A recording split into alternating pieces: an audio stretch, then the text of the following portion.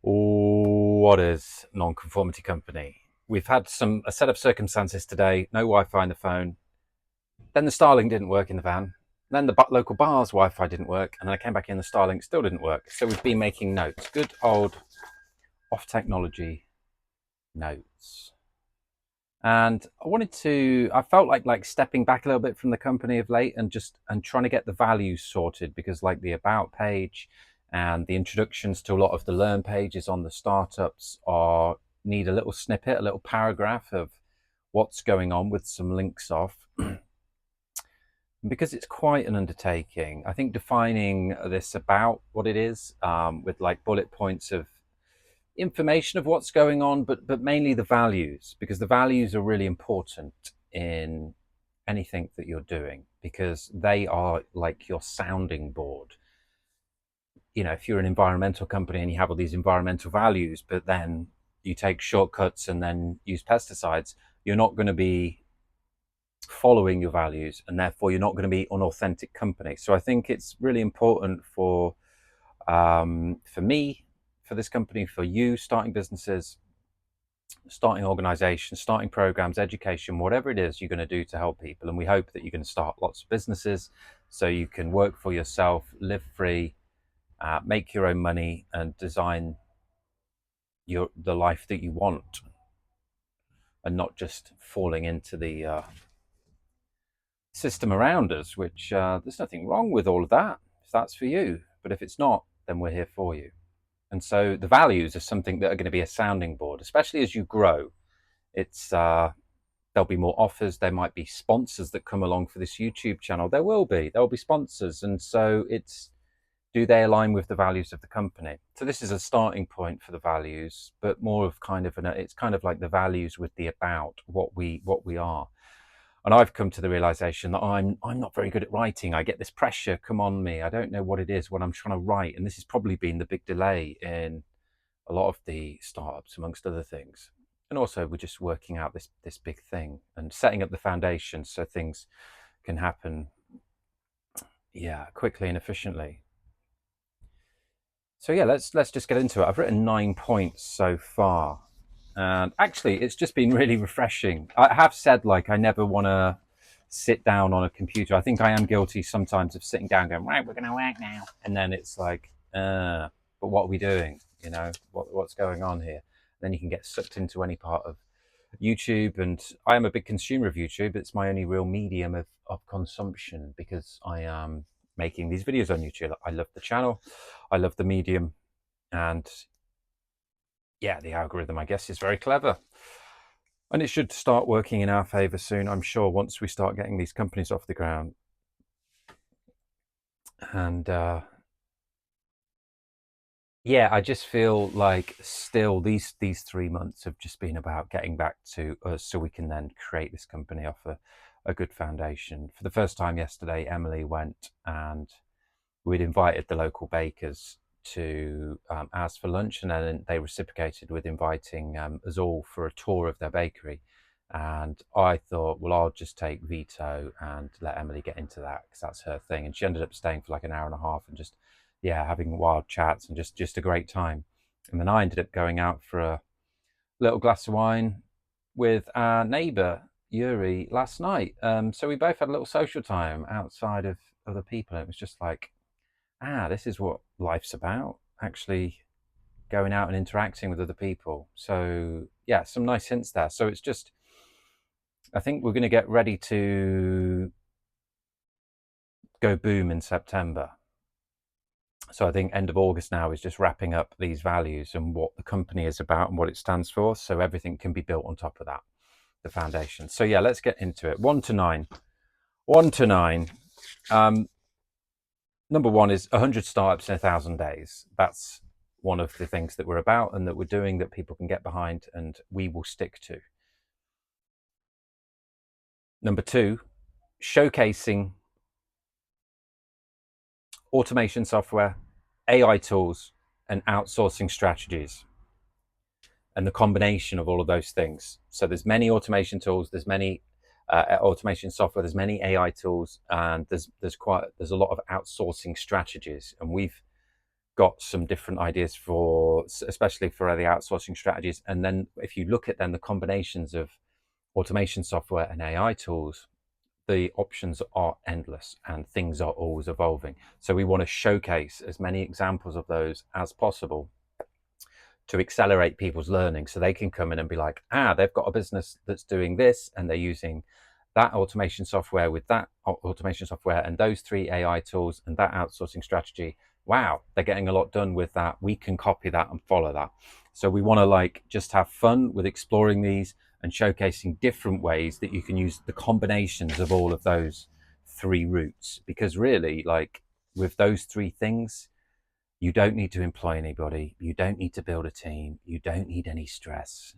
You know, whatever the automation software doesn't do, the AI tools will probably do. And whatever those 2 things don't do, you just outsource it with different ways. Piece rate outsourcing is something we want to explore, where it's you work out if there's like 5 tasks that I have to do, and there are certainly tasks I have to do every day, which I will be utilizing with this.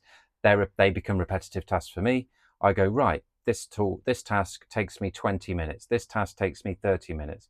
I decide a rate for that. And then I say, right, if the rate is $50 an hour and it takes 20 minutes or 30 minutes, let's say, as a math's sake, I just put up an amount on that. That's $25 to do that task every day. And then one strategy is to then have 3 people that when that task goes out, the first person that wants to take it does it, and they get allocated the $25. So you don't have to worry about times, salaries, holidays. It's just piece rate outsourcing at a good rate. And then also the people that are doing the work can be like, do I want to do it?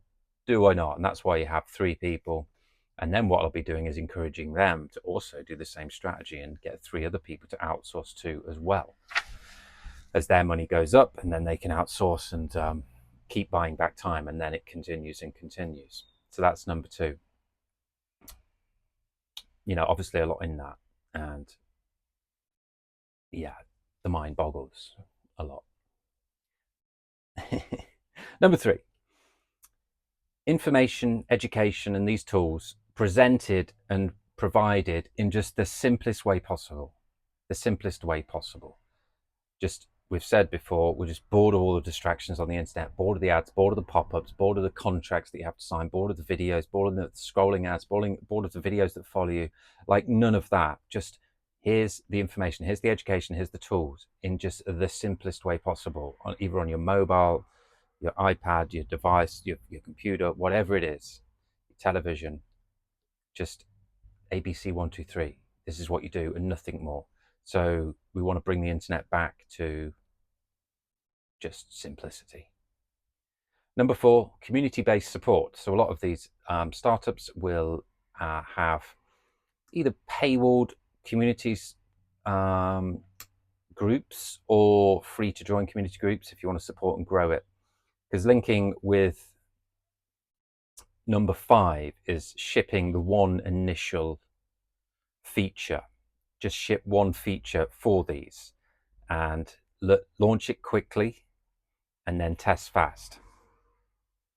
And the way to do that is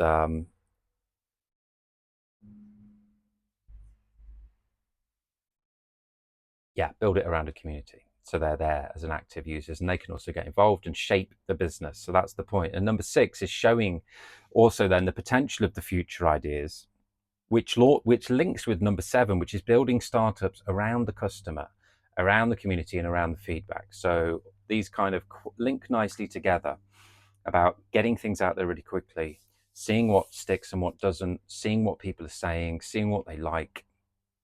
And so that allows you to then have the next stage or next stages for what needs to happen in that business, and also fine tune that initial stage, because we all think we have all these amazing ideas, but it's no good if it's not going to be, if people aren't liking it or engaging with it. And just again, some of the best businesses that I've seen, the best case studies, the best online businesses building have started with an initial idea, got it out there quickly, and relied on feedback around the initial group of customers to then allow that to shape that. And people love getting involved with that because they're like, oh wow, this is cool, but yeah, I can get involved. And then people can then go on to get to actually be more actively involved with that if possible. But I think niche community is a trend, and this is certainly definitely the way that I've seen to build businesses. So that's all very important stuff. Number 8, providing all the business blueprints for free to help and educate others how to build businesses.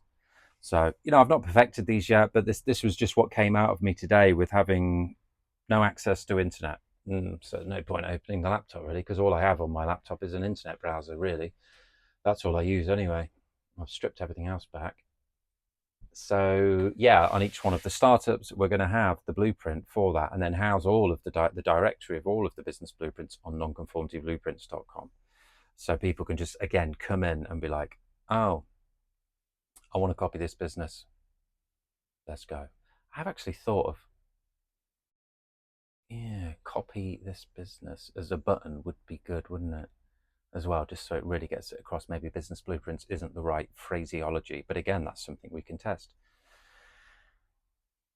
So the final one, be willing to dump, pivot, or multiply these startups based on this initial feedback and community. So we've talked about the 4 a.m. club and experimented with that and not really feeling it. So we're kind of pausing that one, and a few others I've kind of paused in my mind because I haven't really been feeling them.